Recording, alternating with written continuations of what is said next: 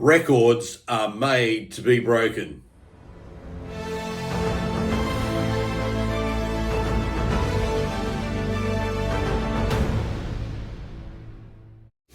Hey everyone, welcome back to the channel. So, what are we going to talk about today? Well, we're going to talk about the fact that yesterday Bitcoin made an all-time record high.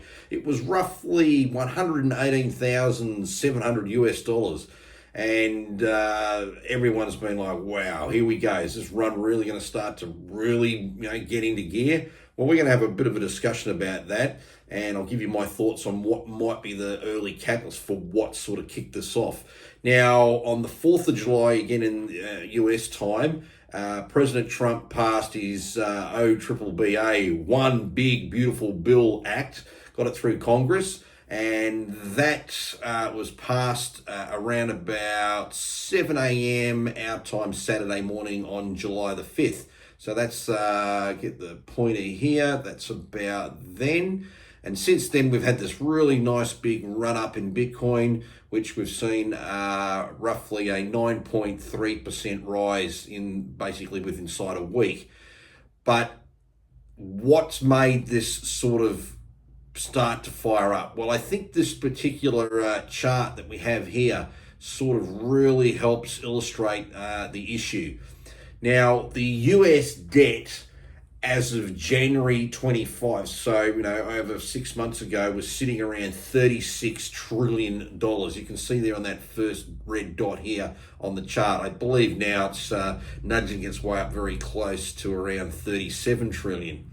Now, because the president passed that bill, the OBBBA, in there they've managed to increase the debt ceiling up to 41 trillion, and that is likely to get hit around this sort of time frame, just on where Bank of America seem to project it. So we're still going to see an increase in debt.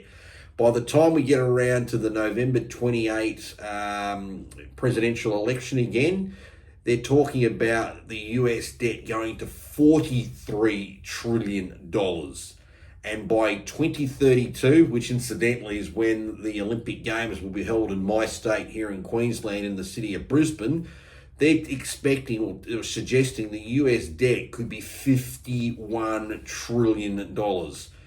Now, I think we all sort of should know that if the debt's going to be growing at such a rate, there's going to be a lot of money printing. If there's going to be a lot of money printing, fiat money is obviously going to lose more and more of its value, and one would expect Bitcoin, gold, and other precious metals, and for that matter, other hard assets to actually improve while this debt tsunami just keeps going on and on and on. Meanwhile, here's Bitcoin measured up against the M2 money supply. Just make it so we can see it's just a little bit easier. You can see the correlation's been very, very sharp. It's been very, very good. It's a lagging indicator. So obviously, if the money supply data that's a couple of months ahead starts to indicate there's a bit of contraction, then Bitcoin might not move up to these sort of levels. But just looking at that top part of the chart there, we can see roughly the 118,000 mark there. You can see where I'm just moving the mouse around to highlight. And, if it follows this script, it might not, but if it were to follow this script and follow the trend of the money supply, the next stop's $150,000, price there on Bitcoin. That would probably suggest it's going to happen, around about mid-August. And then in theory, it could nearly be nudging up to the $200,000 mark. And this would just be sometime between October and November. Woo! I tell you what, if it gets to those sort of levels, there'll be a lot of people seriously should be looking at offloading even just small percentages of whatever their Bitcoin portfolio is, because I'm sure then if it does rise to such lofty levels, the scope for a correction would be very much on the cards. But we go back to where we see the main chart here of Bitcoin, and this is just going back off the year. And as you can see, there's that big run up that we've just recently experienced. So all this is now blue sky, new territory for the prime cryptocurrency. Anyway, I just thought I'd share obviously where Bitcoin's now currently trading, what might be the early phases of why people are starting to think, yes, 2032 is a long time away, but markets tend to start on a particular track rather early. Admittedly, there's probably a lot more to come and be said about that, but it's something one we should be mindful about. And then the correlation we've seen with the M2 money supply, which is something that's been spoken about for the last couple of years, holds pretty well. It's not a guarantee, but it holds pretty well. So they're the sort of things one should just be mindful about as well. Anyway, fascinating time in markets, particularly in the crypto space, which doesn't get enough dues, obviously still. I mean, it's becoming more and more mainstream, particularly ever since we've got more and more exchange-traded funds on our market. On the Aussie market now, if I recall correctly, there's at least 4 Bitcoin ETFs, and yet some firms still will not allow what they call their retail clients to even participate and buy them because of whatever. I have no idea. But it is very much real. That chart is the chart now. Your eyes aren't lying. That's where it is.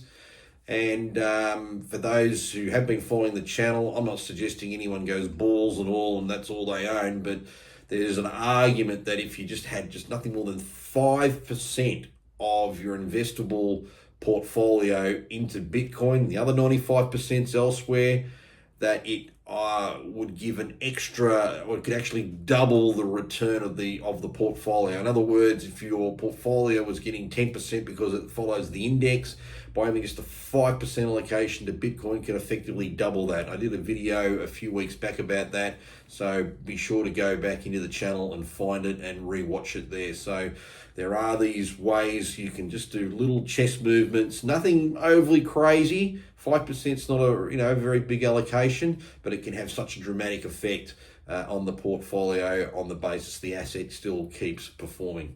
Anyway, we're nearly 7 minutes. Talk too much. So thanks very much for watching, and we'll catch each other again soon when there's something decent to talk about. So in the meantime, take it easy.